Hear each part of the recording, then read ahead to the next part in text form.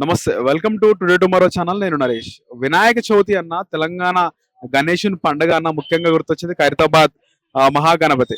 దేశంలోనే అదో దేశంలోనే కాదు ప్రపంచవ్యాప్తంగా ఈ ఖైరతాబాద్ గణేశుని ప్రత్యేక శైలి. నిజంగా దివి నుండి భూమికి దిగి వచ్చాడా గణేశుడు అనే విధంగా అంత ఆకర్షణీయంగా ఉంటాడు గణేశుడు ఇక్కడ. ఆయన కళ్ళు గాని, ఆయన రూపం గాని చూడడానికి ఎంతసేపు చూసినా కూడా ఇంకా చూడాలనిపిస్తుంది. అయితే మనం ఈరోజు ఖైరతాబాద్ గణేశుని దగ్గర ఉన్నాం. సో ఈసారి మనకి ఖైరతాబాద్ గణేశుడు ఒక విభిన్నమైన రూపంలో మనకి ఈసారి కనువిందు చేయబోతున్నాడు. ఒక్కసారి మనం కనిపిస్తే గణేశుడు ఈసారి శ్రీ దశ మహా విద్యా గణపతిగా మనకు దర్శనమిస్తున్నాడు. ఒకవైపు వీరభద్ర స్వామి, అలాగే కుడివైపు మనకి పంచముఖ లక్ష్మీ నరసింహస్వామి మనకు కొలువై ఉన్నారు ఇక్కడ. సో ఒక్కసారి ఇక్కడ అంతా కూడా గణేశుణ్ణి తయారు చేస్తున్నారు. మనం చూస్తే ఇక్కడ ఇంకా ఫినిషింగ్ అయిపోయింది. కలర్స్ ఒకటి ఉన్నాయి ఇక్కడ, కలర్స్ అలాగే కళ్ళు ఒకటి డిజైన్ చేసేది ఉంది. ఆర్ట్ పైన మహాగణపతి విగ్రహానికి కళ్ళు తర్వాత వేస్తారు. అయితే కింద మనకి అమ్మవారు కానీ కుడి ఎడమ వైపు లక్ష్మీ నరసింహస్వామి అలాగే వీరభద్ర స్వామి అయితే కొలువైది ఉన్నారు. ఇక్కడ ఈ యొక్క గణేష్ ఉత్సవ కమిటీని స్థాపించినటువంటి సింగారి సుదర్శన్, ఆయన గత సంవత్సరం గణేష్ చవితికి ఇక్కడ ఉన్నారు. ఆయన తర్వాత అక్టోబర్ మాసంలో చనిపోవడం జరిగింది. ఇప్పుడు వాళ్ళ కుమారుడు వారి కుటుంబ సభ్యుల యొక్క గణేష్ ఉత్సవ కమిటీని నిర్వహిస్తున్నారు. ఇక్కడ ఖైరతాబాద్ మహాగణపతిని వారి ఆధ్వర్యంలో జరుగుతుంది. ఒకసారి వాళ్ళతో కూడా మాట్లాడదాం.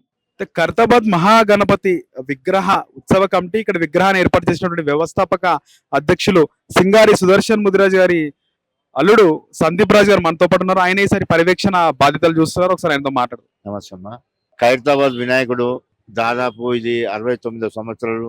ఇది 1954లో 1954 సంవత్సరంలో స్వర్గీయ శంకరయ్య గారు స్వాతంత్ర సమరయోధుడు ఉండే అతను మరియు ఫ్రీడమ్ ఫైటర్, ఇక్కడ కార్పొరేటర్ గా ఉండే ఆయన 1954లో ఒక్క అడుగుతో మొదలు పెట్టింది ఇదే బిల్డింగ్ లో.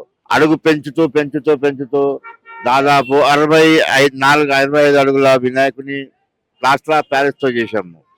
దాని తర్వాత శంకరయ్య గారు చనిపోయిన తర్వాత సుదర్శన్ గారు బాధ్యతలు వహించారు. ఆయన దాదాపు 50 సంవత్సరాల నుండి ఆయన ఇక్కడ ఈ ఉత్సవాలు జరుపుకుంటూ నేను ఇద్దరం కలిసి, నేను 45 సంవత్సరాల నుండి ఆయనతో పాటు బంధం ఉన్నది.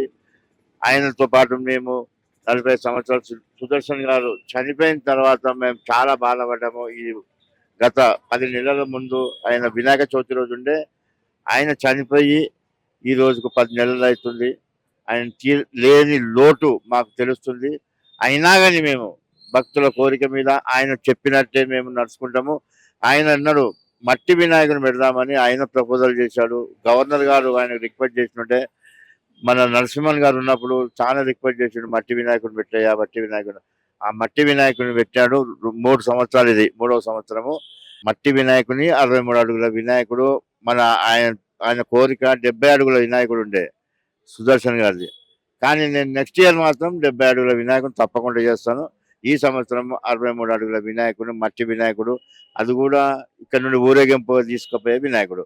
ఈ వినాయకుని తయారు చేయడానికి దాదాపు 3 నెలల సమయం పట్టింది. సర్వ ఏకాదశి రోజు కర్ర పూజతో స్టార్ట్ అయింది. దాని తర్వాత నర్సాపురం నుండి సర్వే కట్టెలు తీసుకొచ్చాము. దాని తర్వాత బిల్డింగ్ విశాఖపట్నం నుండి వెల్డర్స్ వచ్చారు, నాగబాబు గారు. దాని తర్వాత మట్టి కార్మికులు, ఒడిస్సా నుండి జోగారావు గారు వారి కార్మికులు, మరియు చెన్నై నుండి మూర్తి గారు వారి బృందము, మరి మహారాష్ట్ర నుండి ఫినిషింగ్ వరకు సుభాష్ వారి బృందం, మొత్తం కలిపి 150 మంది కార్మికులు రాత్రి పగలు కష్టపడుతుంది. ఈ రూపం వచ్చింది. వినాయక చవితి 2 రోజుల ముందు, అంటే 16వ తేదీ రోజు సాయంత్రం వరకు ఈ కర్రలన్నీ ఇప్పేస్తాము.